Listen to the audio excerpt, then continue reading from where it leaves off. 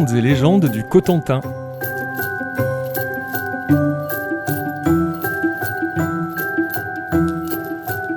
Les Goublins.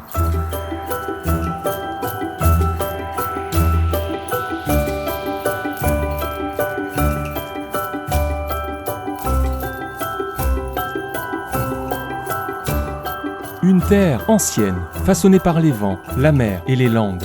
Un territoire où les pierres murmurent encore, où les chemins creux résonnent de pas que personne ne voit. Je vous raconte l'histoire de ceux qui habitent nos maisons sans y être invités. De ceux qui veillent, jouent, protègent ou dérangent. Je vous parle des Goublins. On les appelle Goublins, un vieux mot de chez nous, des lutins, des farfadets, des esprits de la nature.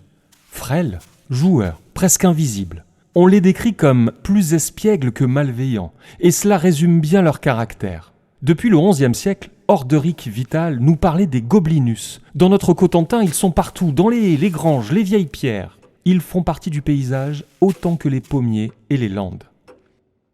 Les Goublins ne sont pas des démons, pas vraiment. Plutôt des génies domestiques, des esprits qui vivent près de chez nous. Ils nous observent, se cachent.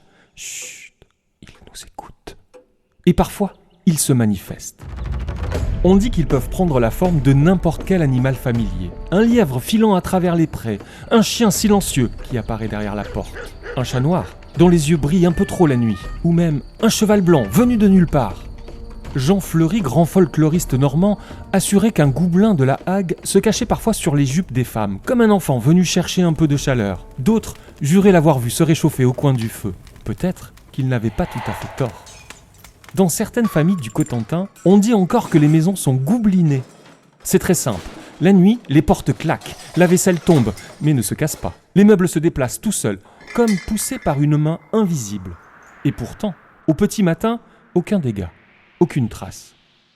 Juste l'impression que quelqu'un a veillé, qu'un petit esprit a tourné autour du lit, curieux, joueur, jamais franchement méchant. Dans d'autres régions, on parlerait d'un fantôme. Ici, non. Ici, c'est un Goublin. Mais les Goublins ne se contentent pas de jouer. Certains sont les gardiens d'un trésor. Pas un trésor d'or ou de bijoux. Un trésor plus ancien, plus mystérieux. Un secret enfoui, un objet perdu, une mémoire très ancienne. Dans plusieurs légendes du Cotentin, on raconte qu'un Goublin habite dans une fontaine, un puits, un trou profond. On l'appelle parfois le trou du Gobelin.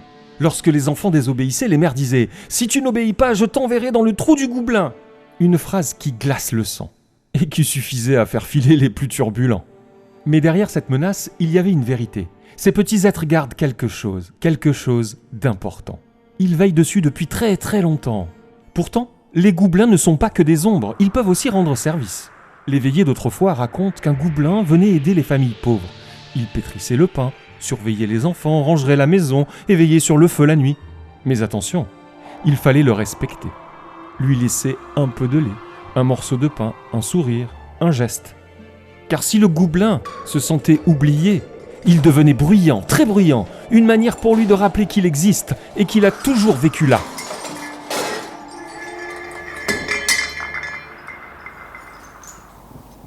Près de la Hague, dans un petit vallon où l'herbe pousse plus drue qu'ailleurs, il existe une vieille fontaine, envahie par les ronces. On l'appelle la fontaine sombre. Depuis toujours, on disait qu'un Goublin y habitait, un gardien silencieux. Invisible. Au village, les nuits étaient agitées. Les portes s'ouvraient, les chaises glissaient, les murs craquaient comme sous une respiration. Un soir, une vieille femme, la dernière à connaître les traditions, s'approcha de la fontaine. Elle posa une miche de pain sur la pierre glacée et dit à voix basse « Nous t'avons oublié, pardonne-nous. Reviens veiller sur nous. » Alors, un souffle la frôla. Comme un petit animal venu se serrer contre elle. Un rire léger, minuscule, vibra dans l'air. Le lendemain, on retrouva les maisons calmes. Plus un bruit, plus une farce. Le Goublin avait pardonné. Depuis, la fontaine est respectée. On y laisse une pièce, une fleur, un morceau de pain. Et personne n'y jette jamais une pierre.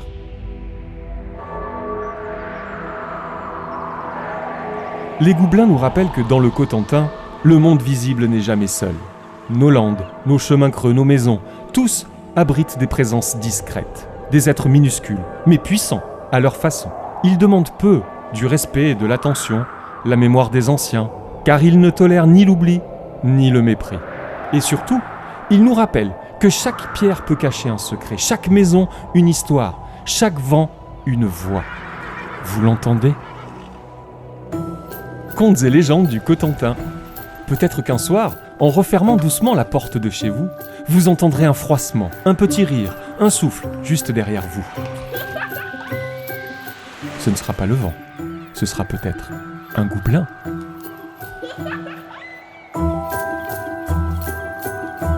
Ouvrez l'œil, tendez l'oreille, les légendes ne sont jamais loin. Contes et légendes du Cotentin. Produit par Conca Media Studio. Pour Cotentin, unique par nature.